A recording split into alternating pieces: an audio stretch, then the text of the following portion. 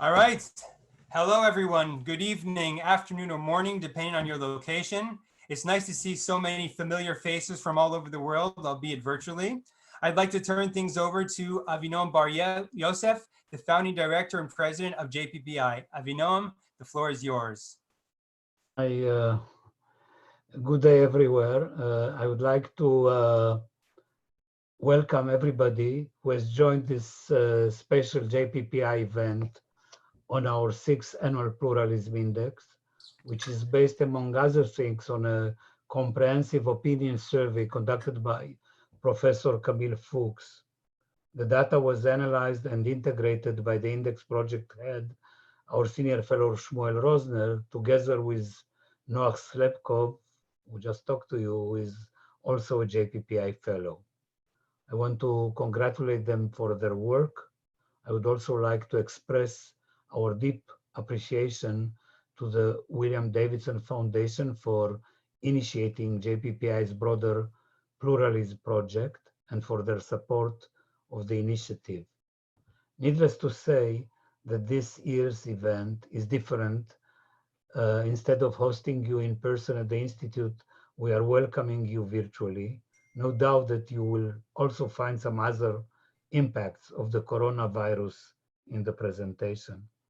I'm glad to have on board today our co-chairs, Stuart Eisenstadt and Dennis Ross.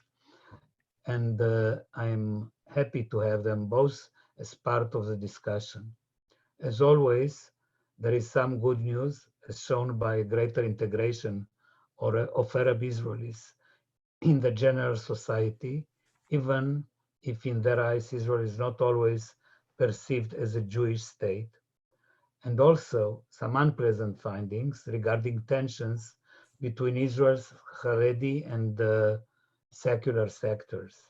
Now I would like to turn to the younger generation, to Noach Slepkov, a JPPI fellow who made a critical contribution to the index. He was born in Canada, studied there, and joined JPPI as soon as he made Aliyah. So Noach, we are happy to have you with us. You please start. Thank you, Avinoam, for those kind words and your continued encouragement. A few notes on technicalities. We are going to try to keep today's event to an hour. As such, we have muted everyone's microphone and requested that you send your questions to us via the chat function. For those of you unfamiliar, I have here on the screen how you can use the chat function. And if you're on your phone, it looks like this. Please feel free to send your questions throughout the presentation. Don't save them to the end so we have a good sense of what the questions are while we're presenting. Just before I turn things over, I want to mention that this year's index, along with last year's, is the sister project of a massive JPPI study undertaken by Professor Fuchs and Shmuel on Israeli Judaism, and now a book available on Amazon and in Hebrew in bookstores across Israel. If you haven't already, I encourage you to visit the Israeli Judaism website, ij.jppi.org.il, to learn more about that project and find out where you land on the map of Israeli Judaism.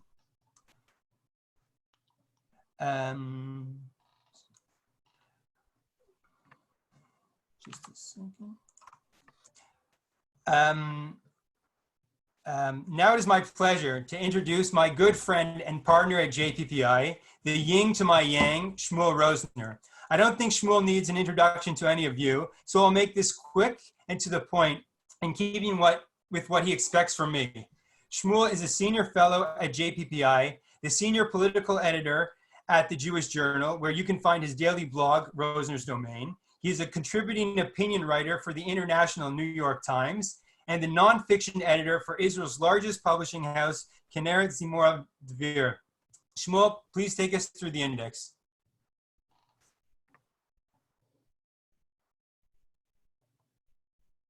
I'm going to unmute him. There you are, Shmuel. Hey, you can hear me now? Can you turn it up. Turn it up. Okay, now is it better? A little bit more.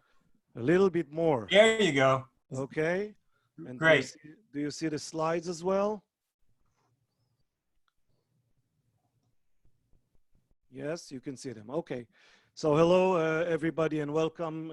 Thank you for all being here, and thank you, Noach, for the introduction, and mostly for all the good work that you do. Most of what I'll show now is a product of the work that I do with Professor Fuchs and with Noach Slepkov. Professor Fuchs, with whom I spoke just half an hour or an hour ago, apologized for not being able to be with us at this hour.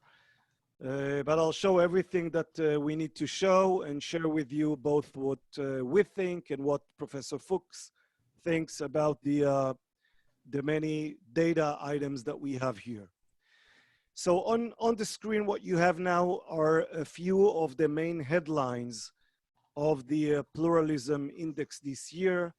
This index is based on work that we do on an annual basis at the Institute, and that also includes an annual survey handled by Professor Fuchs. This survey this year included more than 600 Jews in Israel and about 250 Arabs in Israel. So we have data for both populations that we can compare, and also we can compare this data to the data that we have from previous years and to data that we have from the vast study that we did on Israeli Judaism 2 years ago. The sample of Jews that we have in this year's data is part of the large sample from 2 years ago. I'm not sure if all of you understand what this means, but for us as people who deal with the statistics, this means that for each of these people, we don't just have the 30 questions that we asked this year, we also have the 400 questions that we asked them 2 years ago, and we can compare what they say today to what they said 2 years ago. So a few pointers on this year. First of all, the main headlines that we have this year are on the non-Jewish, the Arab population in Israel. We see a dramatic increase in the number of Arab Israelis who say that their main identity is Israeli. And this is something I'll dwell on in a few minutes. We see that the chief rabbinate in Israel has a highly negative perception among Jews in Israel. However, we also see, and I must say that I was somewhat surprised by this finding, that only a few Israelis would like to eliminate the rabbinate. They do not like the rabbinate the way it is now, but they think a rabbinate is still necessary. About half of all Israeli Jews support keeping the law of return as it is today, while only 6% think it should be repealed, which means that about a third of Israelis would like to keep the law of return, but to amend it in some way, mostly to take some clauses out of it to make it more narrow, its definition of Jewishness more narrow. We see that a considerable majority of Israelis support public transportation on Shabbat. And regarding the non-Jewish, the Arab population, we also see that only 1 in 5 non-Jewish Israelis believe that there was a Jewish temple on Temple Mount. Those of you who are interested in the Israeli-Palestinian conflict know for sure that this is a stumbling block for in every cycle of Israeli-Palestinian discussion. Israelis see a position that denies Israel's or Jewish attachment to the Temple Mount as an attempt to deny our link to the Holy Land. However, we see that this is a view that is widespread, not just about Palestinians, but also among Arab Israelis. So let me take you to the data. I think that's why we are all here. This is a question that we ask every year, and this year as well. Do you feel comfortable being yourself in Israel? Remember that this is a pluralism index, so we would like to see if people feel comfortable in their own skin as Israelis. The numbers say that they do. The numbers are slightly higher for Jews when it comes to very comfortable. But if we take the two top definitions, somewhat comfortable plus very comfortable, you see that for both Arab and Jews, the answer is yes, they feel comfortable in Israel. And here you can see the results from 2016 when we had only Jews in our survey and on. So in 2017, 18, and 19, we saw some increase in the satisfaction of Arab Israelis. This year is pretty much the same as last year. We don't see any real difference between last year and this year. Jews and Arab feel comfortable in their own skin or being themselves in Israel. A few technical notes on the sample. So what you see here on the upper hand is the division of Jewish Israeli society by level of religiosity, from the totally secular, the largest sector, to the secular traditional Israelis. About half of all Jewish Israelis are secular. And then we see the traditional and the different religious segment, from liberal religious to religious to national Haredi and Haredi. This is quite similar to what we had in previous surveys by Jppi. On the bottom hand, what you see is the self-definition by political views. The interesting thing here is mostly the fact that the Arabs do not identify, or many of the Arabs do not feel comfortable identifying on the scale that we Jews in Israel use. So you see that about a third of all Arabs basically say that they don't know, which means they don't want to put themselves on this scale of right to left. They don't see themselves as part of the same political game. On the Jewish side, we see something that we know for quite some time. The left is very small. 5% of Jews are left-wing Israelis. Then we have still small center left. So the left combined is less than 20%. And the right wing is much more dominant with a center in between. This is the religiosity scale for Arab Israelis. That's on the bottom, from not at all religious to little religious and to religious and very religious. And on the upper hand, you see our sample by different sectors. The Muslim sector, that's the largest. It's actually larger than what we see here, but in our sample, they're about close to 70%. Druze Israelis and Christian, Arab Christian Israelis. This is the slide that presents our most dramatic finding from this year. As you can see, if we compare this year to last year to the exact same question, we have about the same number of people saying that their main identity is Arab Israeli, a slight increase from 48% to 51%. The dramatic increase is in the Israeli self-definition, from 5% last year to 23%, almost a quarter this year.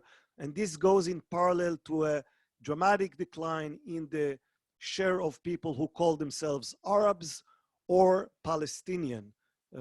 Note that the Palestinian self-definition as Palestinians decreased from 18% to just 7% this year. I consulted both with Professor Fuchs and with the Arab pollster that helped us get the information or get the surveys done in the Arab population.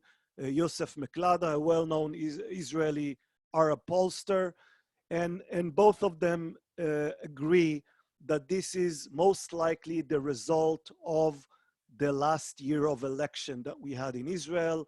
If you've been in Israel or read about Israel in the last year, this was a year in which Arab participation in national politics was front and center, much an issue of debate between left and right, and also within the Arab section, they were debating their role in Israeli politics. Do they join a coalition? Do they support a candidate for prime minister?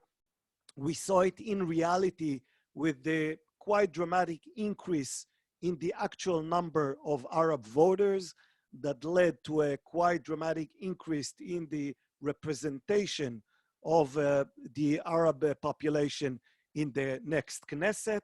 And now we see that this doesn't just impact behavior and action, it also impacts self-definition and identity.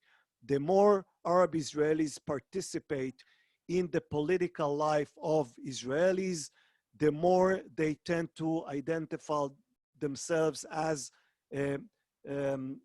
Israelis rather than Palestinian or Arabs. Of course, this is a one-time phenomenon for now. We will have to track this next year and the year after to see if what we have here is an ongoing trend that continues, or just something that because we surveyed the population about a month ago, it is just a one-time thing. But we believe that what we see here could be a sign of a serious change, a serious alteration in of the identity of Arab Israelis. And some people might even suggest that the coronavirus crisis that we have now, a national crisis that involves both Jews and Arabs. You know, most of Israel's national crises tend to involve mostly Jews and separate Jews and Arabs. If we have a war in Gaza, this could lead to acrimination and problems between Jews and Arabs. But now we have a crisis in which the shared fate of Jews and Arabs, again, is front and center, and could also lead to an increase in the way Arabs present themselves or perceive themselves as Israeli.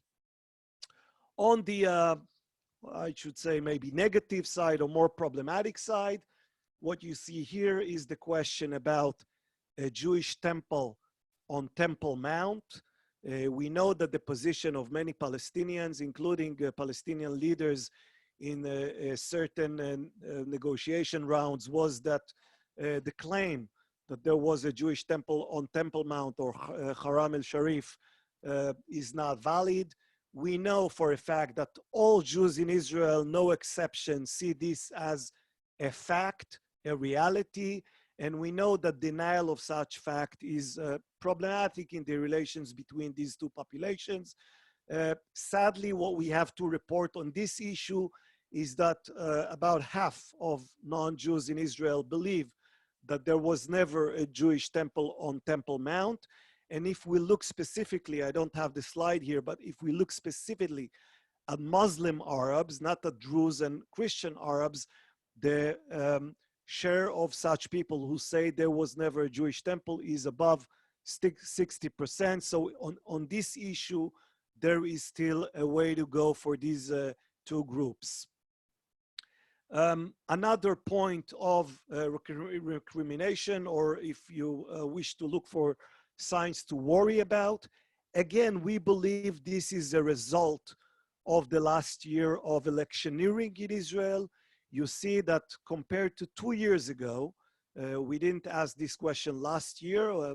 Since we repeat this survey every year, we asked some questions repeatedly, and some of them we asked in different times, once every couple of years. So this was asked 2 years ago, and then again this year, it was asked of non-Jews only. And the question is, what portion of Jews in Israel are political extremists in your view? And as you can see, the number of Arabs who believe that the majority of Jews in Israel are extremists dramatically increased this year from 19% 2 years ago to 36%, more than a third of all Arabs this year. Again, these things can be seen as contradictory. They feel more Israeli, and yet they say more Jews are extremists. But in some sense, it makes sense. The more they are involved in Israel's politics, the more they feel that they have a share, a stake in the state and feel Israeli, but also they are becoming more exposed to the views of Jews and might be troubled by these views and feel that these views are the expression of radicalism or extremism. So this is the result of the same process. This is one question of a series of questions that we asked as we attempt to define, quote unquote, what real Israeliness mean to Israelis. We asked the question a year ago in a slightly different manner. We asked it again this year. The answer, of course, is highly troubling, but these are the numbers that we get, and there's no way there's no way around it. Most Jews in Israel, when you give them an option to say what being real Israeli means, they will say that being Jewish is a condition to being real Israeli. You see that 30% of Jews totally agree that one must be Jewish to be real Israeli, and 28% somewhat agree. So this combines to 58% who basically agree with the notion that real Israeliness is something that only Jews can do. And again, it's something that stands between Jews and Arabs in Israel. Another question, that this one we asked for the first time. Every year we present our findings from the Pluralism Index a few days before Yom Ha'atzmaut, before Independence Day. So this is quite fitting for the days that we are at. Again, what real Israeliness means. To be a real Israeli, you must be a Zionist. And what you see here is the answer for Jews only. It's a question we only ask Jews. You see that basically Jews in Israel agree that to be a real Israeli, you must be a Zionist. Somewhat plus totally agree is 70%. But on the totally agree column, we also added the lines for three specific sectors: the totally secular, the religious, and the Haredi. And what you see here, that in fact the two extremes, the Haredi on the one hand and the totally secular on the other hand, are the two extremes least comfortable with the identification of real Israeliness with being a Zionist.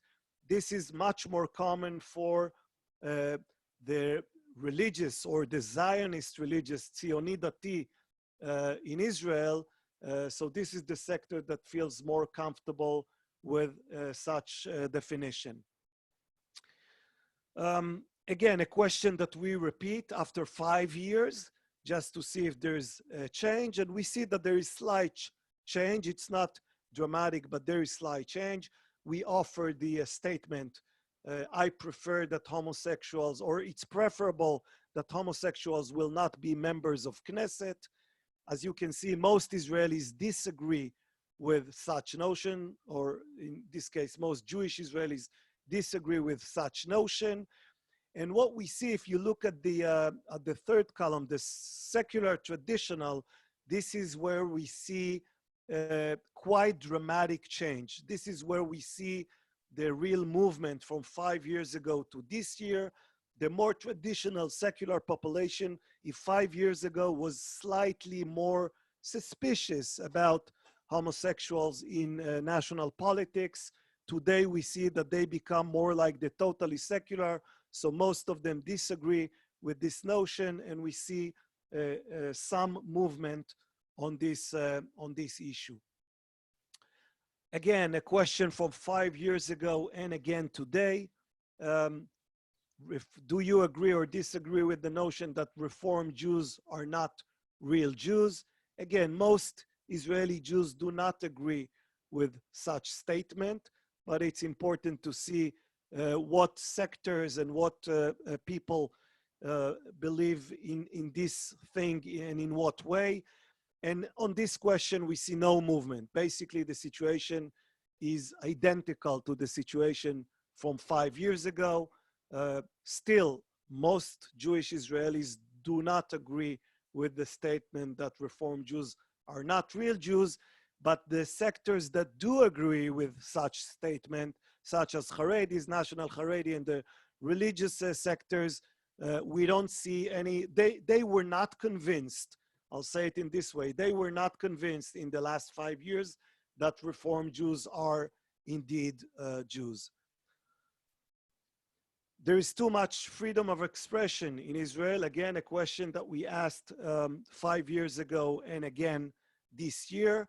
The interesting fact about this question, and this was true 5 years ago and true again today, is that the people who tend to say that there is too much freedom of expression in Israel are not the Jews, but rather the Arabs. Arabs feel that there is too much freedom of expression. You can see that 48% of them somewhat agree with this notion, and 26% more totally agree with it.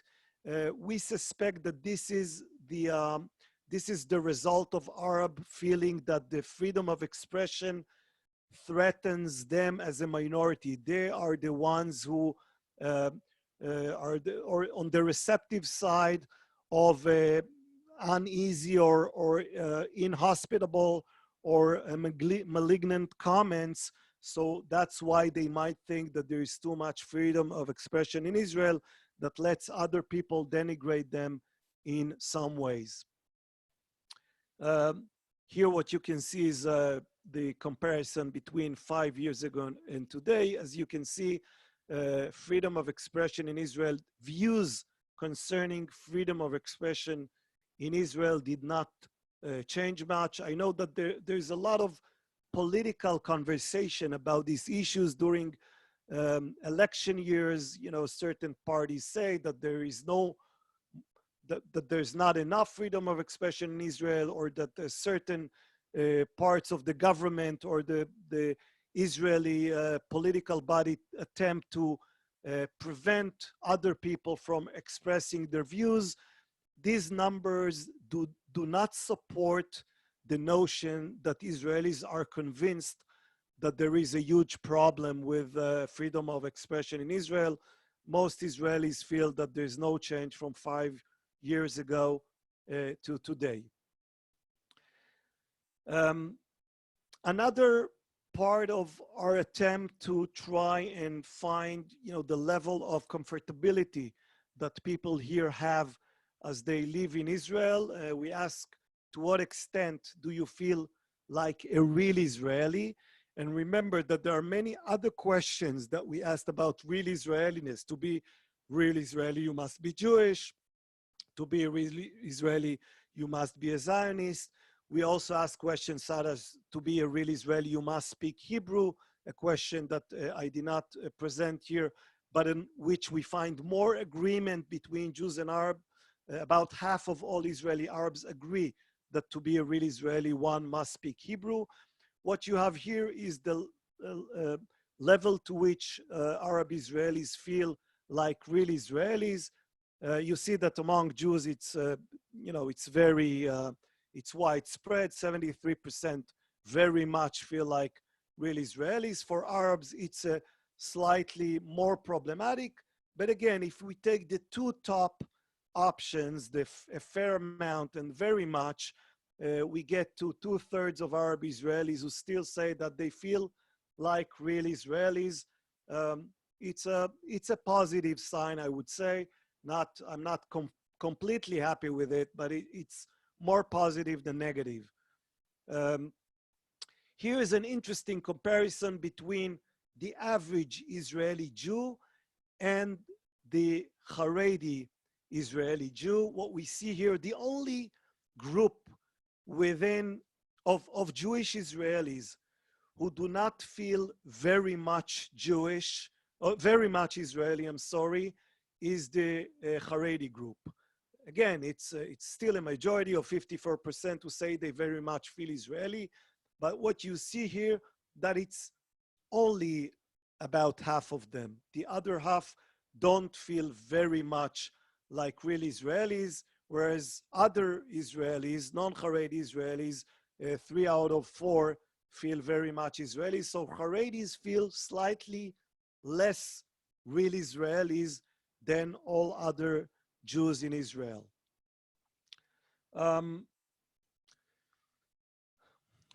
This is one of the tricks that Noach Slepkov likes to do. It's a comparison between two questions. I showed you both. One concerning feeling like real Israeli, and one is the main identity of non-Jewish Arab Israelis. Are you a Palestinian, an Arab, an Israeli, Arab, or an Israeli? And what you see here is the clear link between, you know, it makes sense that there will be such link, but what we see here, we see it on the graph. You see that there is a clear link between those who feel more, who self-identify as Israeli or Arab Israeli, tend to feel more like real Israelis. Those who identify more like Arabs or Palestinians tend to feel less real Israeli than the others. This is something that we tried for the first time this year, and I think this slide is quite magnificent. We asked Israelis about 3 groups, and the question was, in your opinion, how are the following groups treated by Israeli Jews? And there were 3 options. They are treated not good enough, good, or too good. And what you see here is basically a division within the Israeli Jewish groups. Those who tend to the secular pole say that Haredi Israelis are treated too good, that they, so to speak, do not deserve to be treated as good as they are treated. But they also say that Arab Israelis aren't treated well, aren't treated well enough. On the other side of the slide, what you see is the mirror image of the same, of these views. Religious Israelis, whether it's liberal religious or Haredi, tend to think that Haredis are not treated well enough by Jewish Israelis, and they tend to think that Arab Israelis are treated good, or even in many cases too good. So it's a reversed situation with these 2 or 3 options, and it's very interesting to see how the slide presents it in a stark way. Every year we present our interviewees with several groups, sectors, and we ask them about the perceived contribution of these groups to the well-being or to the success of Israel. Tell me, in your estimation, from 1 to 4, what is the level of contribution that these groups have to the success of Israel? 1 means negative contribution, 4 means highly positive contribution. And what you see here is the averages for this year. As happens every year, the soldiers come on top. So soldiers are perceived as highly, having highly positive contribution to the success of Israel, 3.9 out of 4. And by the way, this is a combination of the responses by both Arab and Jews. It's not just Jews who value the contribution of soldiers, it's also Arab Israelis who highly, not as high as Jews, but Arab Israelis also value the contribution of soldiers quite highly. What we see on the other end of the scale, the bottom end of the scale, is that the Haredis, the Haredi group is the least, perceived as the least contributing group to the success of Israel. Haredis and Muslim Arabs always rank at the bottom in these in our surveys, but this year you see that for the Haredis it is even less than Muslim Arabs. And I should mention that we conducted this survey again about a month ago. It was the days in which the news were filled with reports about Haredi groups who do not comply with the instructions of the government or concerning the coronavirus. So this could have had impact on the way other Israelis view the Haredim, and clearly this group has an image problem in Israel. They might have other problems as well, but image problem for sure. This shows you an interesting comparison. We asked for the first time about Chabad separately, and of course you might say, well, Chabad are also Haredi Jews. True, but the image of Chabad is much higher than the image of Haredis, and you see it here. When you ask separately about Chabad, Israelis tend to think that Chabad contributes to the well-being of Israel, to the success of Israel, much more so than other Haredis. Few questions on other topics. The law of return, I already mentioned, about half of Israelis say that the law of return should remain as it is today. A very small percent, 6%, say that the law of return should be repealed. There is no real change in this situation. Very few Jewish Israelis believe that the law of return should be repealed. What we see this year that is very interesting is the increase in the share of Israelis, mostly religious Israelis, as you can see here, who believe that the law of return should be altered, should become a law that does not include the grandparent clause, or that should refer to Jews only, not even the children of Jews. So we see within the religious parts of Jewish society in Israel, Haredis, and also religious, national Haredi, and even some liberal religious people who feel that the share of immigrants to Israel under the law of return who aren't Jewish is too high, and they believe that the result ought to be an alteration of the law of return to make it more restrictive, not to cancel it, but to make it more restrictive and make it a law that only allows, quote unquote, real Jews come to Israel. I'll skip this one for the sake of time. Public transportation on Shabbat. This is an interesting topic this year because in Israel this year, when we had no really functioning government for almost a year, many municipalities moved to initiate on this, in this area of public transportation. The city where I live, Tel Aviv, started operating public transportation on Shabbat, a limited transportation on Shabbat. Many other cities especially in central Israel, did the same. What we see here is that the support for public transportation on Shabbat is very high. You see that 20% say there should be no restrictions, 36% say it should operate except in religious cities or neighborhood, and 15% want to give the municipalities the right to operate transportation on Shabbat, which also means that there will be a lot more transportation on Shabbat. All in all, we see vast support for such notion. Conversion, or the question that we call, who is a Jew? What we see here basically, and that's the interesting part in this slide, the share of Jewish Israelis who support the definition that the rabbinate uses for Jewishness is a minority.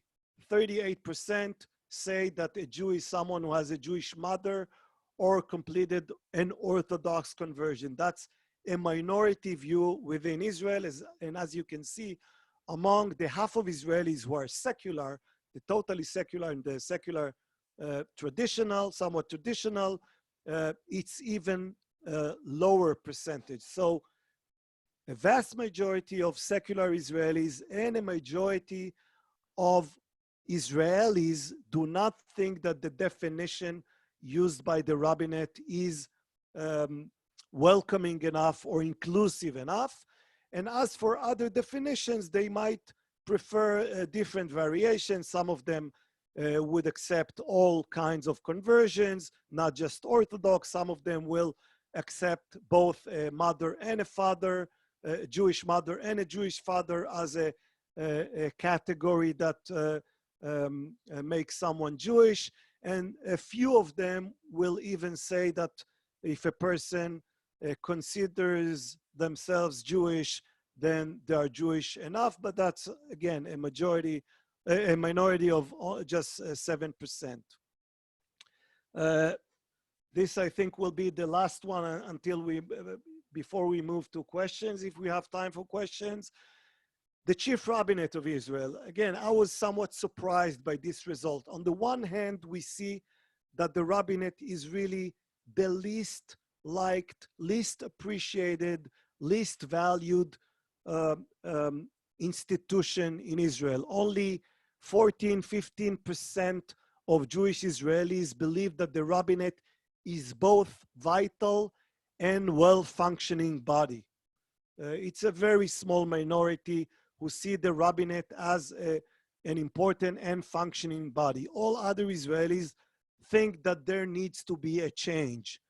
However, and here's where I was surprised, you might not be as surprised as I am, we also see that only a minority of Israelis would like to completely eliminate the rabbinate. Only 20%, 1 in 5 Jewish Israelis think that the rabbinate is completely unnecessary.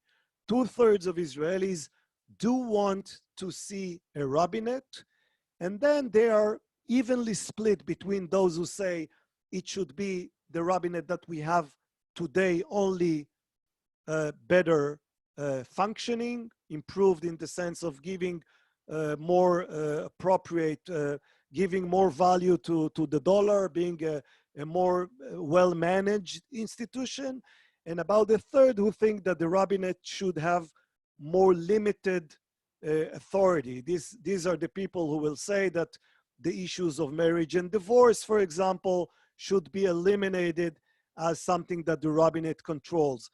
But all in all, what we see here is, again, very small minority supporting the rabbinate the way it is today, a relatively small minority supporting an elimination of the rabbinate altogether, and a vast majority who believe that the rabbinate should be kept, but will be as a better body, better functioning body than it is today.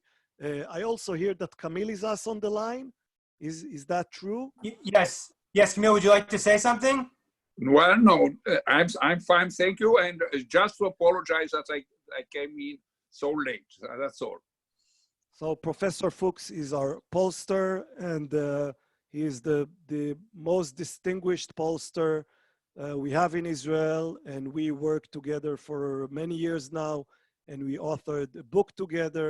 So we are happy to have him on the line. And Noch, if there are questions, he can participate in answering those questions. Yeah, we have with us on the call Ambassadors Dennis Ross and Stuart Eisenstadt, the co-chairs of JPPI. I understand, Dennis, you have a problem with your connection. Would you like to try to say a few words, or should I have Ambassador Eisenstadt say a few words? Yeah, unfortunately for me, I had the presentation cutting in and out, which is too bad because it clearly what I saw, it's really quite interesting and quite revealing.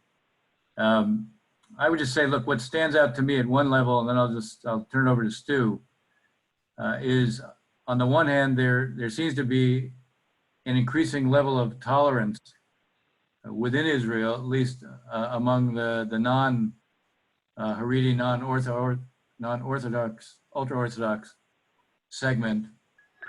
It is interesting about this, that Israeli Arabs feel increasingly Israeli, but Shmuel pointed out this kind of interesting reality. At the same time, they view Jews as being, Israeli Jews as being more extreme, which I think his interpretation is probably right, that some of that is paying much more attention to those attitudes, but also because we also see that I think it was nearly 60% of Israeli Jews feel you have to be Jewish to be a real Israeli. So not surprising that Arabs might react to that. But I do think on a lot of the social issues, it's interesting that, again, what comes through is a higher level of tolerance among most Israelis. And Anyway, that strikes me as interesting. The whole presentation struck me as interesting, but unfortunately, as I said, I lost about half of it. So why don't I turn it over to Stu?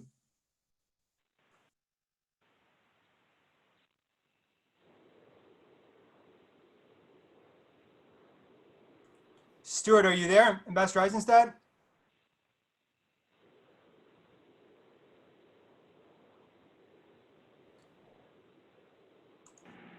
Ambassador Eisenstadt, are you there?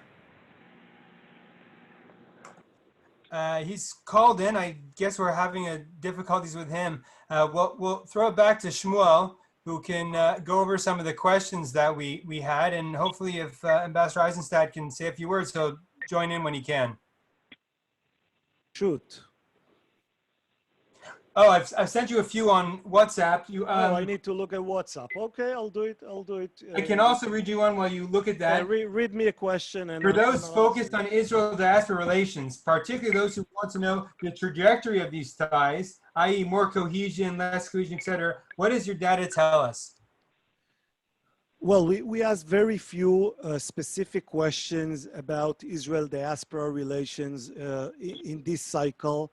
And I must say that with a whole year of internal Israeli politics and on top of it, the coronavirus crisis, I don't think most Israelis were had time this year or the mental capacity this year to think a lot about Israel diaspora relations. I think what we see here, for example, on issues such as the rabbinate or the law of return or other issues that we presented might in some way impact the way Israeli Jews and non-Israeli Jews converse.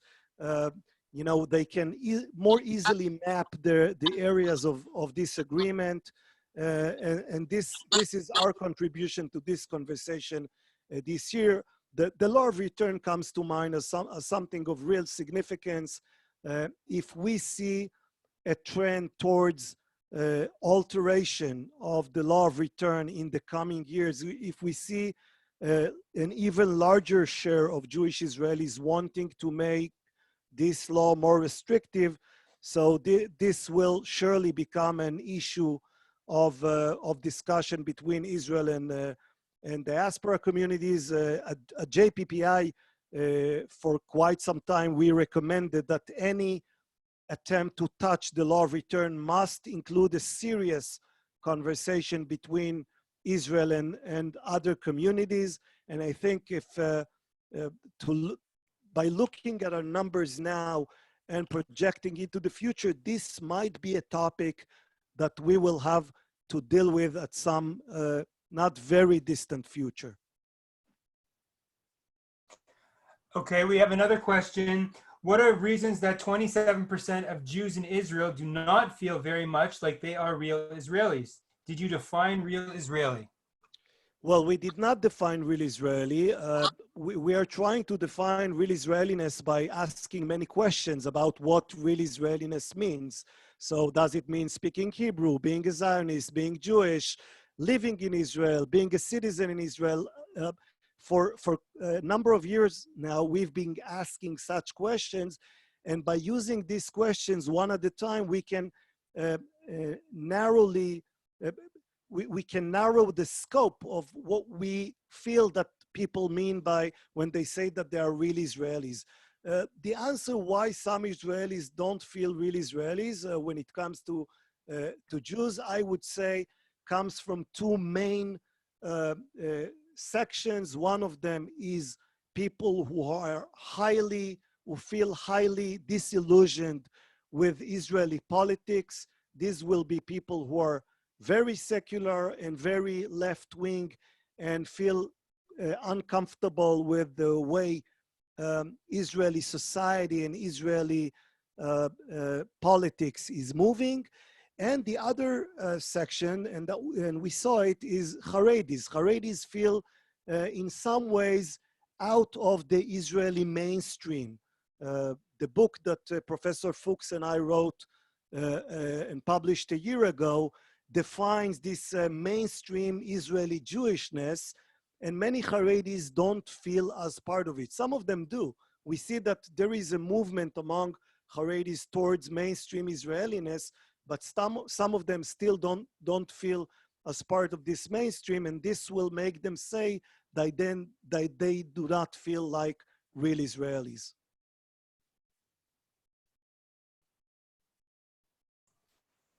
Okay. Someone asked to explain the difference between the national Haredi and Haredi. Well, the national Haredi and Haredi, look, I'll give here a broader explanation, and maybe Professor Fuchs will want to add something with this. There are many ways to divide Israeli or Israeli Jewish society into different groups. The classic division is for the division for four groups: secular, traditional, Dati, religious, and Haredi. Many institutions decided with time that this division to just four groups is insufficient to capture the many variations within Israeli Jewish society. So some institutions started using a scale of 5 groups or 6 groups. Our scale is the most expansive that can be found in Israel today. We use 7 definitions. These are self-definitions. And by dividing between national Haredi and Haredi, we try to capture the fact that many Haredis today move towards more mainstream views on national issues. They are still part of Haredi society, but their views on national matters put them in the national camp. And also to capture the fact that within the religious camp, the Zionist religious camp, there is a group that decided to be more restrictive or more radical in its interpretation of religious laws. So these groups, they have different names in Israeli slang. We call them Chardal or Dati Torani or all kinds of names in Hebrew, but it captures a group within the mainstream old Mafdal Zionist religious Israeli and between the strictly Haredi groups. It's not a huge group, but it's a group that has influence on Israeli politics, and in many ways it's an elite group in Israel, so it deserves some attention.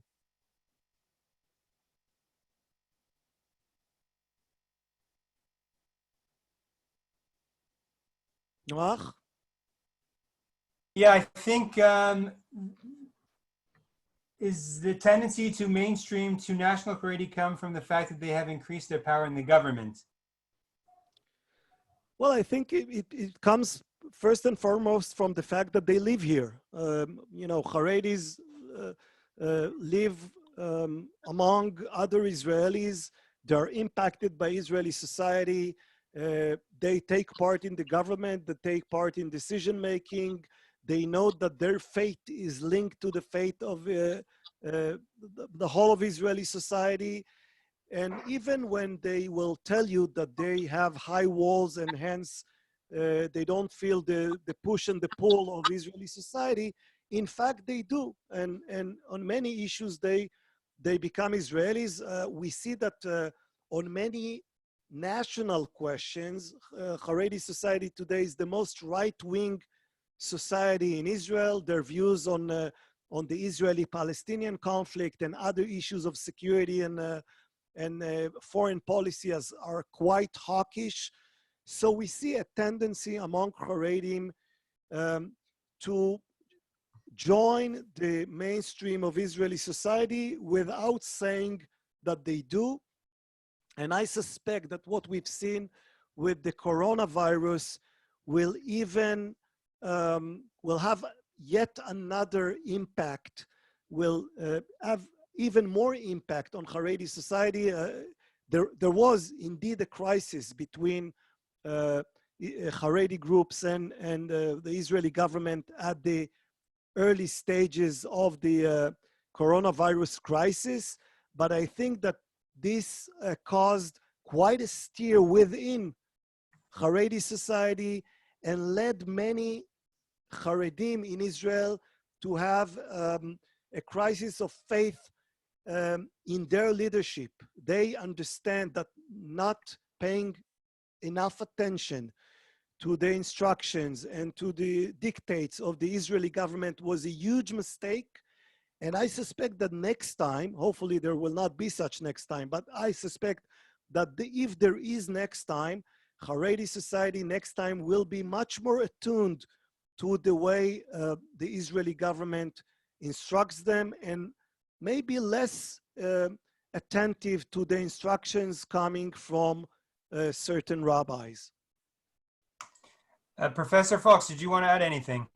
Yeah, I would like to say that there is a way that you say to look at the Haredi and the Arabs together as coming together and being Israelis. And that is interesting because they are on the two sides, and the Haredis are the people are looking at them as being part of the Jewish thing, but being separate, while the Arabs are outside.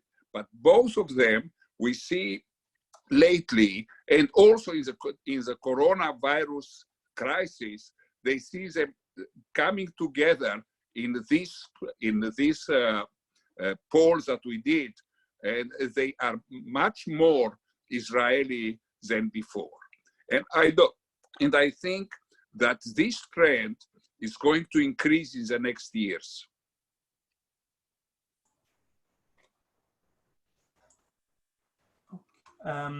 What are the trend lines on Arab-Israeli denial that there was a Temple Mount, and what are the implications? The answer is that we don't know for sure, because the question, the way we asked it, was never asked before in such a way. But we have in previous studies we saw that there is not much change for better, which means that what we see in this poll concerning this specific topic is quite similar to what we've seen in previous polls in which Arab Israelis were asked about the connection between Jews and Jerusalem, or Jews and the land of Israel, or if they believe that Jews ever lived in Israel in previous eras, etc. So this is quite similar to what we've seen before. I should say that when this session is over, we are going to have a full analysis and all the slides on the website of JPPI. And there in the analysis, you can see some more details about these questions, and also references to a few previous studies that ask similar questions about this specific topic of the link between Jews and the Holy Land.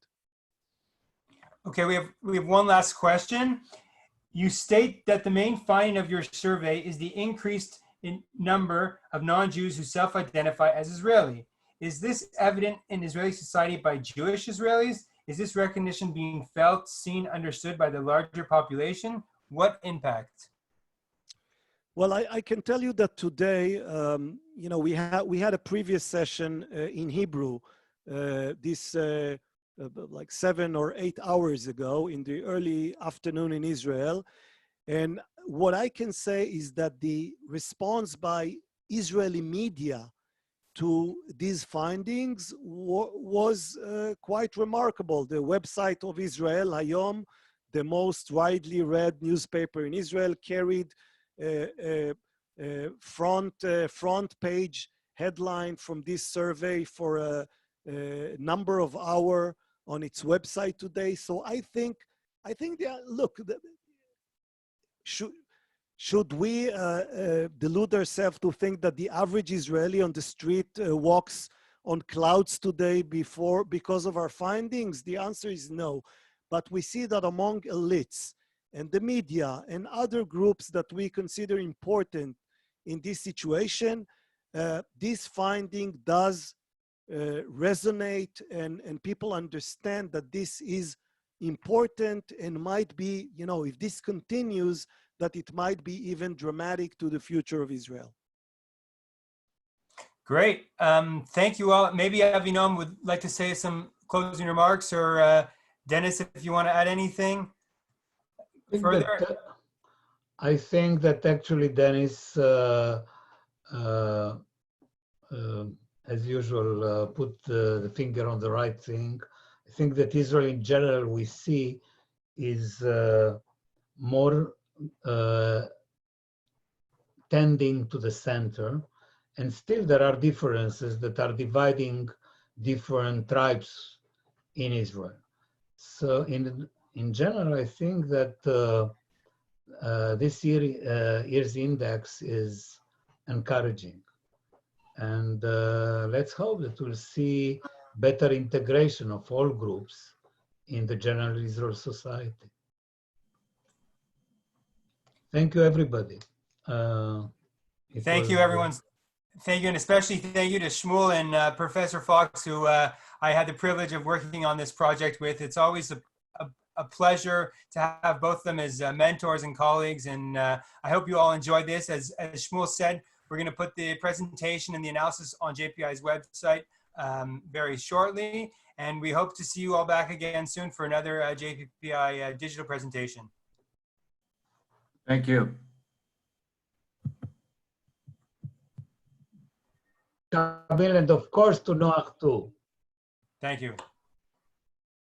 Thank you.